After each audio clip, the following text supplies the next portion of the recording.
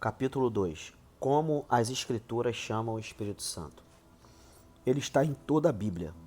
Ele é Deus pleno em essência, o Criador, a verdade, o que gerou Jesus em Maria, o intercessor. Como as Sagradas Escrituras chamam o Espírito Santo. Primeiro, autor das Escrituras. Em 2 Pedro, capítulo 1, versículo 21 e 2 Timóteo 3,16, lemos que a Bíblia é inspirada, literalmente, soprada por Deus, pelo Espírito Santo. O Espírito Santo moveu os autores de todos os 66 livros para gravar exatamente o que ele soprou em seus corações, ouvidos e mentes. Como um navio é movido pelas águas e soprado pelos ventos em popa, assim os escritores bíblicos foram movidos pelo impulso do Espírito Santo. Segundo, conselheiro, ajudador ou consolador. Em Isaías 11, versículo 2, João 14, verso 16 e João 15, 26 e 16, versículo 7, vemos que todas essas três palavras são traduções do grego, do qual temos o Paraclito, um outro nome para o Espírito Santo. Quando Jesus foi embora para o céu, os discípulos ficaram muito tristes por terem perdido a sua presença reconfortante. Entretanto, ele prometeu enviar o Espírito Santo para confortar, consolar e orientar aqueles que pertencem a Cristo. O Espírito Santo também testifica com o nosso espírito que pertencemos a Ele, e assim garante a nossa salvação, como vemos em Romanos 5, versículo 5. E a esperança não traz confusão, porquanto o amor de Deus está derramado em nossos corações pelo Espírito Santo que nos foi dado. Terceiro, convencedor do pecado. Em João 14, versículo 7 ao 11, vemos o Espírito Santo aplicando as verdades na mente dos homens, a fim de convencê-los por argumentos justos e suficientes de que são pecadores. Ele faz isso através da confissão em nosso coração, de que somos dignos de estar diante de um Deus completamente santo, de que precisamos de sua justiça e de que a sentença é certa e virá a todos os homens um dia. Aqueles que negam essas verdades se rebelam contra a condenação do Espírito Santo. Quarto, selo do povo de Deus. Em 2 Coríntios, capítulo 1, verso 22 e capítulo 5, verso 5, e em Efésios, capítulo 1, verso 13, vemos o Espírito Santo sendo o selo sobre o povo, sua reivindicação sobre nós como pertencendo a ele.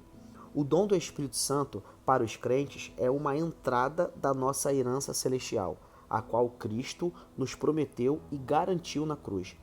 É porque o Espírito Santo nos selou que temos a certeza da nossa salvação. Ninguém pode quebrar o selo de Deus que está em nós pelo Espírito Santo. Quinto, guia.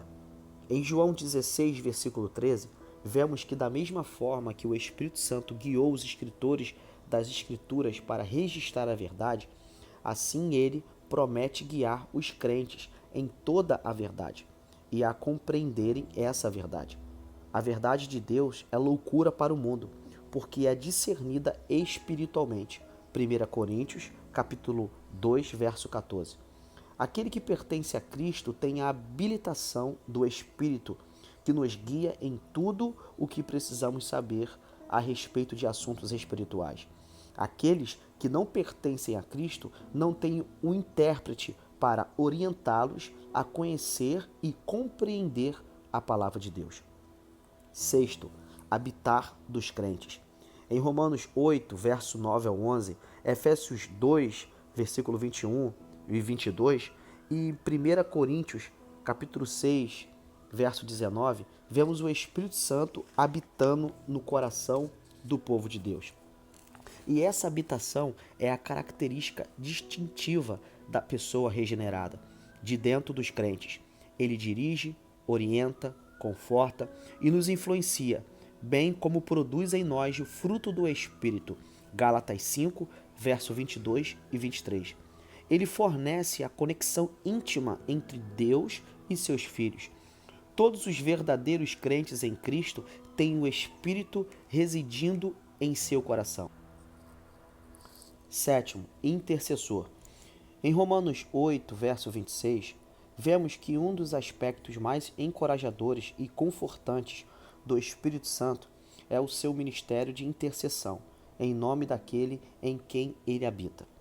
Por muitas vezes, não sabemos o que ou como orar quando nos aproximamos de Deus, e o Espírito intercede e ora por nós. Ele interpreta os nossos gemidos para que, quando estivermos oprimidos e esmagados pelas provações e preocupações da vida, ele se aproxima para prestar assistência, assim como nos sustentar diante do trono da graça. Oitavo, o revelador Espírito de verdade. Em João 14, 17 e João 16, 13 e também em 1 Coríntios 2, do verso 12 ao 16, vemos as promessas que depois da ressurreição de Jesus, o Espírito Santo viria nos guiar em toda a verdade. Por causa do Espírito Santo em nosso coração, somos capazes de compreender a verdade, especialmente em assuntos espirituais, de uma maneira que os descrentes não podem. De fato, a verdade que o Espírito Santo nos revela é loucura para aqueles que não podem entendê-la. Entretanto, nós temos a mente de Cristo, na pessoa do seu Espírito Santo dentro de nós. 9. Espírito de vida. Em Romanos 8, verso 2, temos a frase Espírito de vida. E significa que o Espírito Santo é aquele que produz ou dá sustentação à vida. Em Gênesis 2, verso 7, lemos assim: Então o Senhor Deus formou o homem do pó da terra e soprou em suas narinas o fôlego de vida, e o homem passou a ser alma vivente. O Espírito Santo é aquele que de fato formou Adão e soprou o fôlego em suas narinas. Jó declara isso em Jó, capítulo 33, verso 4. O Espírito de Deus me fez, o sopro do Todo-Poderoso me dá a vida. Em Salmo 139, verso 13, lemos assim: Tu criaste o íntimo do meu ser e me teceste do ventre de minha vida. O Espírito Santo formou tudo o que vemos. Em Provérbios 26, verso 10, lemos: Ó poderoso que formou todas as coisas.